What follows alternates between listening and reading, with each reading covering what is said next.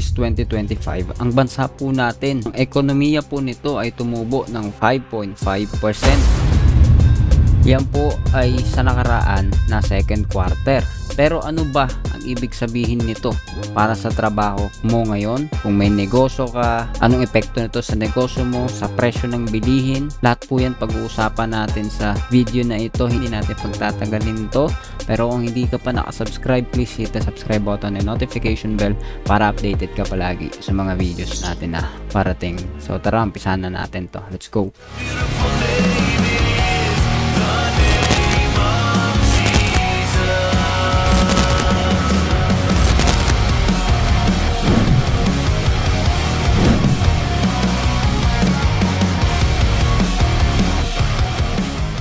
So ayan nga mga tol, no? Pag-usapan po natin itong usaping ekonomiya po ng ating bansa. So kanina po binanggit natin yung second quarter po ay nag-improve. Gumalaw po ng maganda, positibo yung ekonomiya po ng ating bansa. Ito nga po ay pumalo ng 5.5%, kung saan ito po ay target po ng ating bansa na abutin.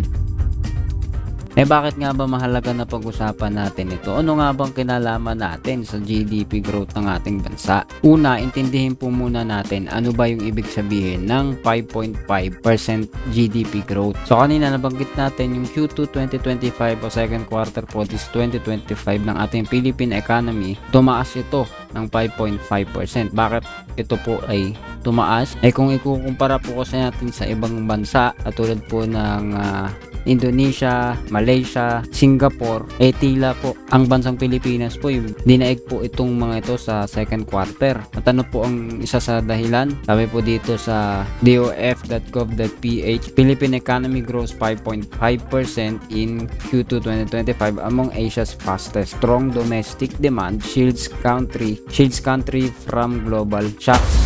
Ibig sabihin po, makikita po natin yung galaw ng bansa po natin ay mabilis sa pong galaw na maikukumpara sa iba. Kasi yung Q2, ang China po, lumabas na 5.2% ang kanilang growth. Ang Indonesia, 5.1% at Malaysia ay 4.5%. Singapore naman, 4.3%. Di hamak na mas malaki po yung 5.5% ng Pilipinas. May kinalaman po ito sa pinaka-output po ng economic growth natin, pangkalahatan, kabuuan. Nanggagaling po ito, nagmumula po ito sa iba't ibang sektor. Halimbawa na lamang po sa agrikultura, sa mga negosyo po sa ating bansa. Yung tinatawag nga po natin na MSMEs. Tinatawag po nating MSMEs o Ministry of Micro, Small and Medium Enterprises. Yung mga construction, mga pagpapakita po ng activity sa ekonomiya po ng ating bansa. Marami po na bagay na titignan ka diyan. At di ko na po yun iisa-isahin kung ano po yung magko-contribute doon. Basta as a whole sa bansa po natin. Sa mga ganong klase po umuhugot yung ekonomiya ng bansa natin. Yan po yung mga ilan sa mga pinagmulan. Especially ng growth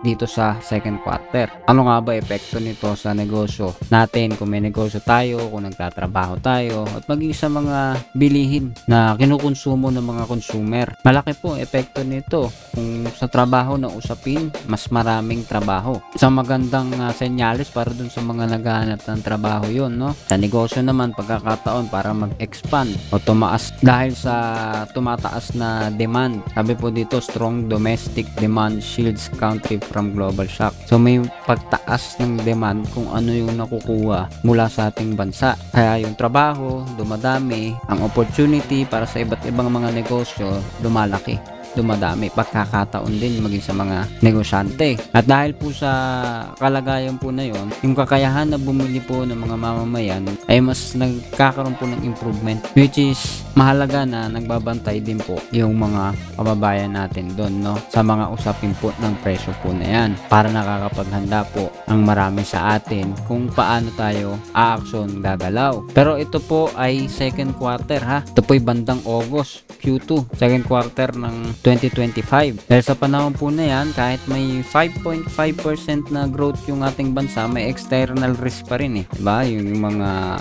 problema global, mga trade tensions, if I'm not mistaken, di ba? May mga naging problema sa Russia, may mga tension, WPS, etc. So kahit may growth po yan, hindi po tayo magwawalang bahala dun sa mga posibilidad ng epekto po ng pangmalawakan ng mga problema. Isa rin po sa mga problema, inflation, yung mga unemployment rate sa ating bansa. I mean yung underemployment issue. Kasi kung hindi natututukan, diba, tumataas yung demand ng trabaho, pangailangan ng workforce, pag nagkaroon po ng mga opening sa mga opportunity sa negosyo, trabaho, may mga issue pa rin na kagaya po ng underemployment. Yung may trabaho ka naman pero yung skills mo, yung pinag-aralan mo hindi naaangkop. So ilan yun sa mga issue na tinitingnan din po natin dito. Ano yung mga panganib po niyan? Isa po yan. Pero sa bansa po natin, di ba? Marami po sa atin gusto lang makapagtrabaho kaya hindi masyadong tinitingnan yun. Pero hindi nila naintindihan na may epekto rin po yun sa maraming bagay. Anyway, sa ibang discussion pwede po natin pag-aralan yun. Pero sa oras na ito, sa time na ito, ano ba yung dapat natin gawin? Kasi makikita po natin ngayon po, no, sa GDP po ng Pilipinas sa quarter 3 or third quarter, sabi po dito GDP growth likely slowed in third quarter. So medyo bumagal. Kasi kung ano po yung second quarter na 5.5, ngayon po tila bumagal o bumaba ng kaunti dahil naging 5.3%, no, dito sa ikatlong quarter.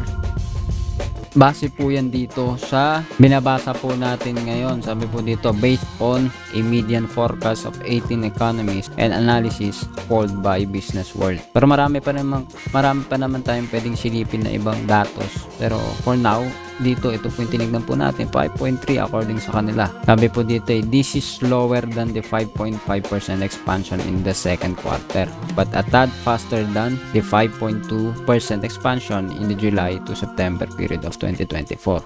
Pero mas mabilis pa rin kumpara yung nakaraang taon. At nito nga pong July to September, tama ba? Pagkaunawa ko 5.2. Much better pa rin yung 5.3. Kahit umano ng bahagya nung nagkaroon ng diferensya, nagkaroon ng konting gap. Anyway, bago po tayo magpaalam, mahalaga aware tayo sa galaw po ng ekonomiya ng bansa natin. Kung empleyado ka, nagtatrabaho ka o naghahanap ka ng trabaho, tignan mo, i-search mo, mag-research ka kung ano yung mga sektor na lumalago, kung saan mataas yung demand ng workforce. Syempre doon ka mas may opportunity. Kung yan ba'y patungkol sa serbisyo, agrikultura, construction, diba, etc. Marami po. Pwede mo magamit yung skills mo, mag-upgrade ka ng skills. So mahalaga po yun dito. Magagamit mo yung mga datos na ito. So may negosyo ko naman, kung ano yung may demand, 'di ba? Pwede kang mag-expand doon or mag-adapt yung negosyo mo. Hindi ka naka-stay put lang na yun lang yung negosyo mo. Yung pala meron ng nagiging opening na bagong opportunity. Kung bakit tumataas pala yung bansa, yung growth ng bansa natin, alam ba, sa fishery pala mataas na pala ngayon, or demand dun sa serbisyo na ganito, ganyan, etc. So mahalaga po maging sa ating mga consumer, mamimili, lahat naman mamimili, diba? Maganda rin yung pagkakataon na alam natin yung mga data, mga informasyon na ito, kasi doon tayo mas makakapag-ayos din ng ating mga budget. Kung alam mo na medyo tagilid yung presyohan ay yung market ngayon dito sa parte na ito, alam mo kung ano yung bibilin mong mga bagay o ano yung mga iiwasan mo bilang isang consumer. So ngayon, bago po tayo magpaalam, ang tanong, dahil narinig mo na yung mga bagay na ito, anong plano mo? Comment down below. Ngayong alam mo kung ano yung nagiging galaw ng ekonomiya ng ating bansa, ano yung mga ideya na mayroon ka ngayon, ano yung plano mo. Comment down below, pag-usapan natin yan sa comment section o sa next video. Please do not forget to hit the subscribe button and notification bell para updated ka palagi sa mga videos natin na parating. See ya ulit sa susunod na video.